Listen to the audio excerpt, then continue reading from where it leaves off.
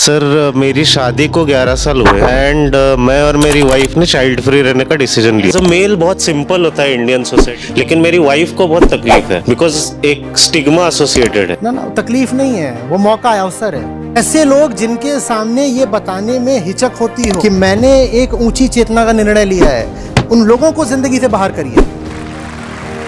कुछ अब religious ceremonies होती है, उसमें लड़कियों को बुलाया नहीं जाता ना। ऐसी रिलीजियस सेरेमनी जो आपकी देह का, आपके गर्भाशय का आदर करती हूँ, आपके चेतना का आदर नहीं करती, त्याग दो ऐसी रिलीजियस सेरेमनीज को। उसके पास उपनिषद है और गीता है, वो क्या आप समाज से भीख मांगेगा? तुमसे मुझे धार्मिक होने का प्रमाण चाहिए? समाज आपको धार्मिक समझे, अधार्मिक समझे? जिसके पास कृष्ण है उसके पास धर्म है। सर मेरी शादी को 11 साल हुए एंड मैं और मेरी वाइफ ने चाइल्ड फ्री रहने का डिसीजन लिया था बहुत पहले से। अब ये सारे रीज़न हमको नहीं पता थे, शायद वही भोगी विलासी लीजर के लिए लिया होगा हमने वो डिसीजन, लेकिन या करियर एस्पेक्ट से, जो भी एस्पेक्ट रहेगा at that point. As a male बहुत सिंपल होता है इंडियन सोसाइटी में ये किसी को बताना कि मैं बाबा चाइल्ड फ्री हूँ, लेकिन मेरी वाइफ को बहुत तकलीफ है बिकॉज एक स्टिग्मा एसोसिएटेड है। ना तकलीफ नहीं है, वो मौका है, अवसर है। ऐसे लोग जिनके सामने ये बताने में हिचक होती हो कि मैंने एक ऊंची चेतना का निर्णय लिया है, उन लोगों को जिंदगी से बाहर करिए। ये अवसर है, ये लिटमस टेस्ट है, कसौटी है।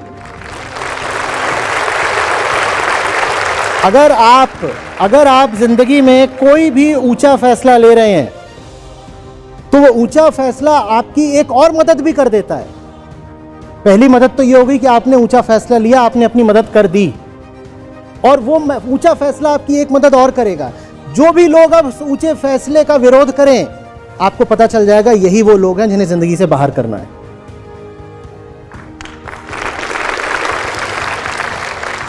नहीं तो पता नहीं चलता ना अपना कौन पराया कौन, पता नहीं चलता ना कि सच्चा कौन झूठा कौन, नहीं पता चलता ना। कैसे पता करें? कसौटी, लिटमस टेस्ट क्या है? लिटमस टेस्ट यही है। अच्छे से अच्छा, ऊंचे से ऊंचा काम करो, और उसमें फिर जिन लोगों को पाओ कि उन्होंने अपने मुस्कुराते हुए नकाब उतार दिए और अब खंजर दिखा रहे हैं और पैने पंजे दिखा रहे हैं, सारी मुस्कुराहट उनकी अब पुत गई है, हट गए हैं, उसकी जगह अब वो नाखून और दांत दिखा रहे हैं, आक्रमण करने को हो रहे हैं, जान जाओ कि यही वो दरिंदे थे जो दोस्त बनकर आज तक जीवन में घुसे हुए थे। नहीं तो कैसे पता चलेगा? कैसे पता चलेगा? साधारण मौज मस्ती में तो कोई भी यार बन जाता है। असली मित्र तो वो है ना जो ऊंचे काम में आपका समर्थन करे। हाँ, तो आप ऊंचा काम करो, उसमें जो आपका समर्थन करे सिर्फ वही आपका मित्र है।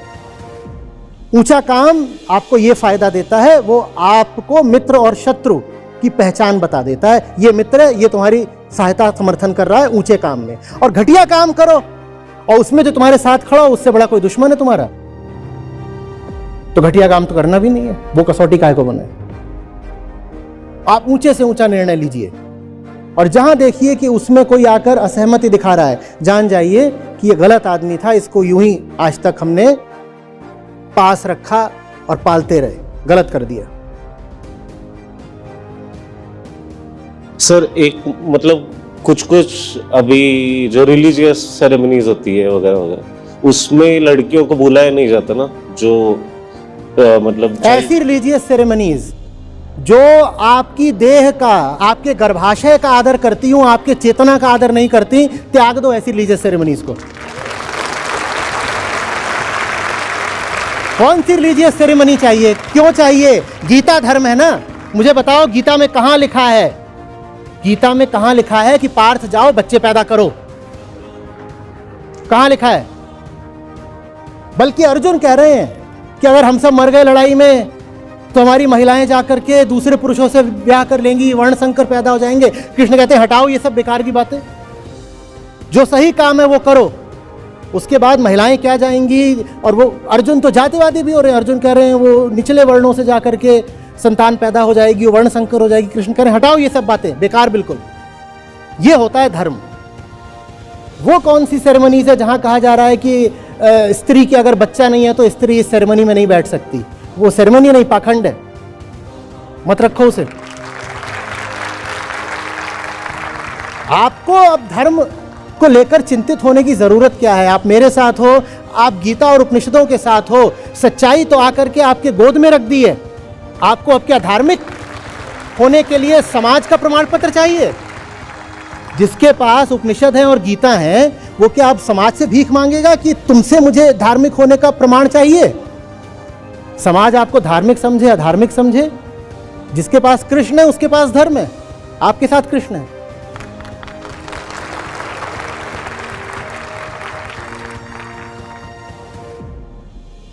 नमस्कार सर। सर तब मैं इसके बारे में बात करता हूँ पेरेंट्स से, शादी नहीं करनी है, बच्चे नहीं करने हैं, तो सर वो बोलते हैं कि तुम अकेले रह जाओगे लाइफ में। तो सर मुझे यहाँ का डर लगने लगता है। फिर उनसे कहिएगा कि एक और अकेला है, मुझे उसी के जैसे अकेले रहना है।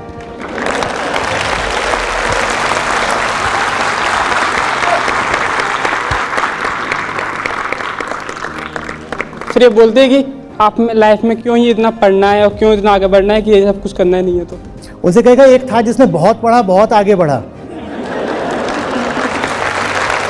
मुझे उसी के जैसा रहना है। Thank you sir.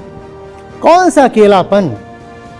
यहां मैं एकांत के 5 मिनट भी खोजता हूं तो मुझे बड़ी समस्या हो जाती है।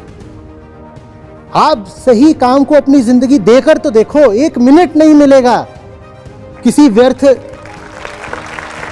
कौन सा अकेलापन? और तुम्हें क्या लगता है ये सब जो जोड़ेबाजी कर रहे हैं ये अकेले नहीं है? ये जोड़ों में होके भी नितांत अकेले हैं। ये भीड़ में, समुदाय में, परिवार में, पार्टी में, दावत में भी अकेले हैं। और मैं यहां मंच पर अकेला खड़ा हूं। मैं